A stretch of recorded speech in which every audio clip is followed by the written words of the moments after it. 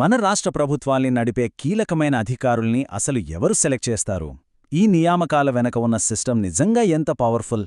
ఈరోజు మనం మన రాష్ట్ర పరిపాలనకు వెన్నెముక లాంటి స్టేట్ పబ్లిక్ సర్వీస్ కమిషన్ అంటే ఎస్పీఎస్సీ గురించి లోతుగా తెలుసుకోబోతున్నాం. దాని నిర్మాణమేంటి, దాని అధికారాలేంటి, అన్ని విషయాలు చూద్దాం రండి. ఒక్కసారి ఆలోచించండి, మన రాష్ట్రంలో టాప్ గవర్నమెంట్ పోస్టులకి అభ్యర్థుల్ని ఎవరెంపిక చేస్తారు? ఈ నిర్ణయాల వెనుక ఉన్న సంస్థ ఇది. ఎందుకంటే ఈ నియామకాలే కదా మనకు అందే సేవల నాణ్యతను డైరెక్టుగా ప్రభావితం చేసేది.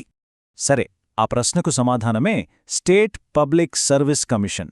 ఇది కేవలం పరీక్షలు పెట్టే సంస్థ మాత్రమే కాదు, ఇది ఒక రాజ్యాంగబద్ధమైన శక్తి. అందుకే దీన్ని watchdog of the merit system అంటారు. అంటే ప్రభుత్వ ఉద్యోగాల ఎంపికలో ఎలాంటి పక్షపాతం లేకుండా కేవలం ప్రతిభకే పట్టం కట్టే ఒక కాపలాదారు అన్నమాట. సరే, మరి ఇంత కీలకమైన ఈ కమిషన్లో సభ్యులుగా ఎవరుంటారు, వాళ్ల పదవీకాలం ఎంత, ఆ వివరాలు చూద్దాం. చూడండి, దీని కూర్పులో కొన్ని చాలా ఆసక్తికరమైన విషయాలున్నాయి. చైర్మన్ని, సభ్యుల్ని గవర్నర్ నియమిస్తారు. అయితే ఎంతమంది ఉండాలనేది రాజ్యాంగంలో ఫిక్స్డ్గా లేదు. ఆ నిర్ణయం పూర్తిగా గవర్నర్ విచక్షణకే వదిలేశారు. కాని ఇక్కడో ముఖ్యమైన కండిషన్ ఉంది. కమిషన్లో ఉన్న సభ్యుల్లో సగం మందికి ఖచ్చితంగా కనీసం 10 ఏళ్ల ప్రభుత్వ సర్వీస్ అనుభవం ఉండాలి. అంటే దీనివల్ల ఏమవుతుందంటే పరిపాలన మీద మంచి పట్టున్నవాళ్లే కమిషన్లో ఉండేలా ఇది చూసుకుంటుందన్నమాట. ఇక వీళ్ల పదవీకాలం విషయానికి వస్తే అది 6 సంవత్సరాలు లేదా వాళ్లకు 62 ఏళ్లు నిండే వరకు. ఈ రెండింటిలో ఏది ముందైతే అది వర్తిస్తుంది. ఇక్కడ మనం ఒక విషయం గమనించాలి. సెంట్రల్లో ఉండే యూపీఎస్సీ సభ్యులకైతే 65 ఏళ్లు, కాని మన ఎస్పీఎస్సీలో మాత్రం 62 ఏళ్లకే రిటైర్ అవ్వాలి. సరే, ఎస్పీఎస్సీ లాంటి సంస్థ ఎలాంటి ఒత్తిడి లేకుండా నిష్పక్షపాతంగా పనిచేయాలి కదా. మరి అలా పనిచేయాలంటే దానికి పూర్తి స్వాతంత్ర్యం ఉండాలి. మన రాజ్యాంగం ఆ స్వాతంత్ర్యాన్ని ఎలా ఇచ్చింది? ఇక్కడే అసలు కథ మొదలవుతోంది. చూడండి, ఇదొక రాజ్యాంగపరమైన ట్విస్ట్ లాంటిది. ఎస్పీఎస్సీ చైర్మన్ని, సభ్యుల్ని నియమించేది రాష్ట్ర గవర్నర్. కాని వాళ్లను తొలగించే అధికారం మాత్రం గవర్నర్ చేతిలో లేదు. అది కేవలం భారత రాష్ట్రపతికి మాత్రమే ఉంది. వాళ్లు స్వేచ్ఛగా, ఎలాంటి భయం లేకుండా పనిచెయ్యాలనే ఉద్దేశంతోనే ఈ ఏర్పాటు చేశారు. అయితే రాష్ట్రపతి తొలగించొచ్చు అన్నాం కదా, మరి ఆ ప్రాసెస్ అంతా సులభమా? అసలు ఏ కారణాలతో వాళ్లను పదవి నుంచి తీసేయచ్చు? ఒకవేళ వాళ్లమీద దుష్ప్రవర్తన లాంటి ఆరోపణలు వస్తే ఆ తొలగింపు ప్రక్రియ చాలా కఠినంగా ఉంటుంది. ఫస్ట్ రాష్ట్రపతి ఆ విషయాన్ని సుప్రీంకోర్టుకి పంపిస్తారు. తర్వాత సుప్రీంకోర్టు ఒక ఎంక్వైరీ చేస్తుంది. ఆ విచారణలో నిజంగానే తొలగించవచ్చు అని సుప్రీంకోర్టు సలహా ఇస్తేనే అప్పుడు మాత్రమే రాష్ట్రపతి వాళ్ళని తొలగిస్తారు.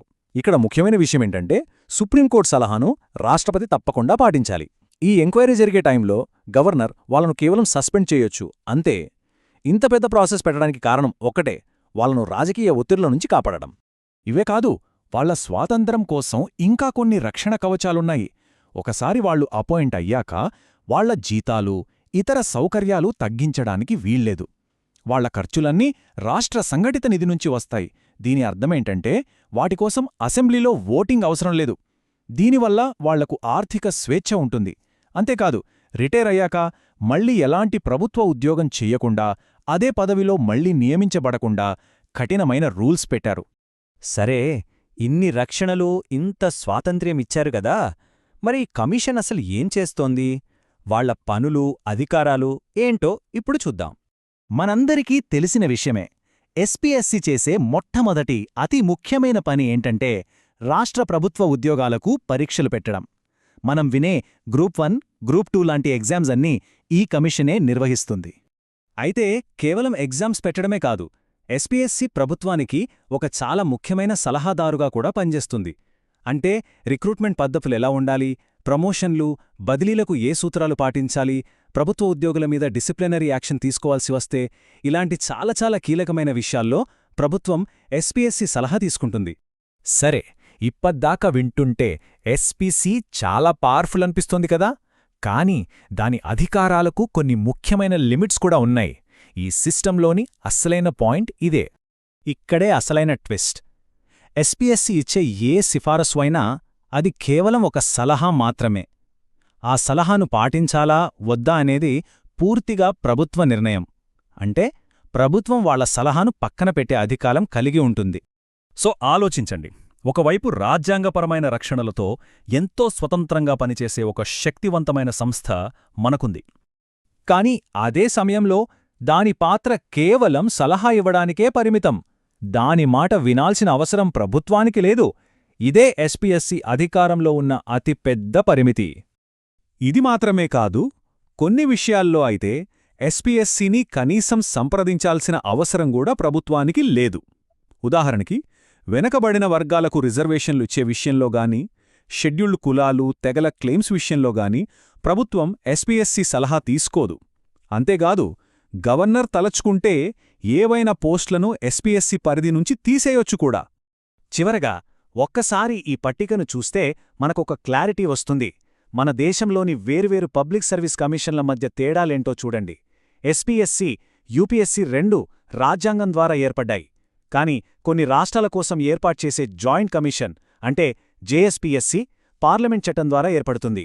ఇంకో ముఖ్యమైన విషయం, ఎస్పీఎస్సీలో గవర్నర్ నియమించినా, యూపీఎస్సీ, జేఎస్పీఎస్సీలో రాష్ట్రపతి నియమించినా వాళ్లందర్నీ తొలగించే అధికారం మాత్రం కేవలం రాష్ట్రపతి దగ్గరే ఉంది.